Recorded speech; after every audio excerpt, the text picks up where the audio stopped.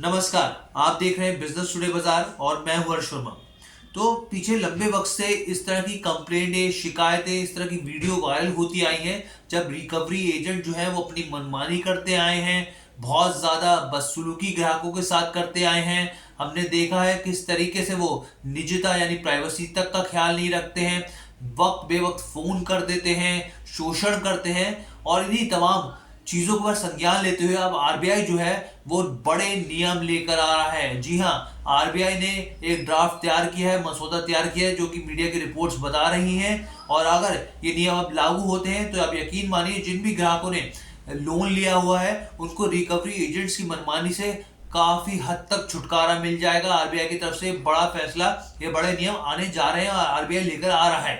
क्या है ये नियम, मैं आपको तमाम जानकारी दूंगा, लेकिन उससे पहले आपसे गुजारिश है कि हमारा जो चैनल है बिजनेस टुडे बाजार उसको लाइक, शेयर और सब्सक्राइब करना बिल्कुल मत भूलिएगा। तो आरबीआई देखिए, इस मसौदे में जो जो नियम है मैं आपको बताता जाता हूँ।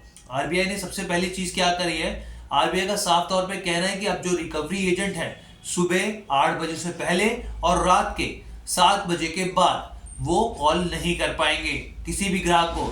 हम लोग जिस तरह से देखते हैं कि लंबे समय से जो रिकवरी एजेंट से किसी भी वक्त बेवक्त सुबह हो चाहे रात को हो कभी भी फोन करते हैं, धमकाते हैं, लेकिन अब उनके लिए एक टाइम फिक्स हो जाएगा ये नियम लागू होने के बाद कि सुबह 8 बजे से पहले कोई कॉल नहीं आएगा ग्राहक के पास और शाम को 7 बजे, जैसे ही 7 बजे उसके बाद वो कोई कॉल नहीं कर सकते हैं।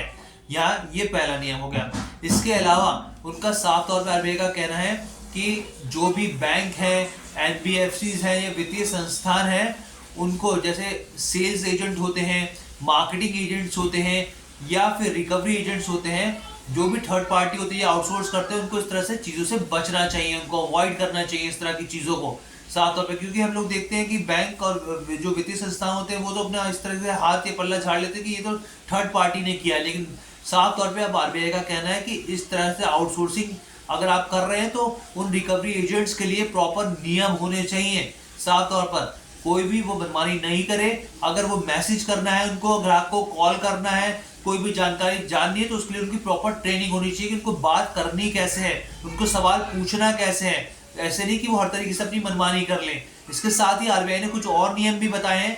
आरबीआई का साफ तौर पे कहना है कि भाई जिस तरीके से ये निजता यानी प्राइवेसी का बिल्कुल भी ध्यान नहीं रखते हैं, उनको अब ये ध्यान रखना पड़ेगा। वो शोषण नहीं कर सकते हैं, वो किसी भी तरीके से उत्पीड़न नहीं कर सकते हैं, धमकियां नहीं दे सकते हैं। धमकियों का जिस तरीके आता है कि आपने लोन नहीं चुकाया तो हम लोग इस तरीके से चीजें करेंगे, तो इन सब चीजों से रिकवरी एजेंट्स को बचना होगा।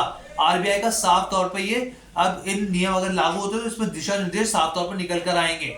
यानी कि फोन बेवक्त फोन नहीं कर सकते हैं, धमकियां नहीं दे सकते हैं, वो शोषण नहीं कर सकते किसी भी तरीके से, और भी कई चीजें। इसके साथ ही आरबीआई ने यह भी बोला है बैंकों को, एनबीएफसी को, वित्तीय संस्थानों को कि जो भी अगर मान लीजिए आपको केवाईसी करना है या लोन पास करना है, उसके लिए भी उनको थर्ड पार्टी से या आउटसोर्सिंग से बचना चाहिए।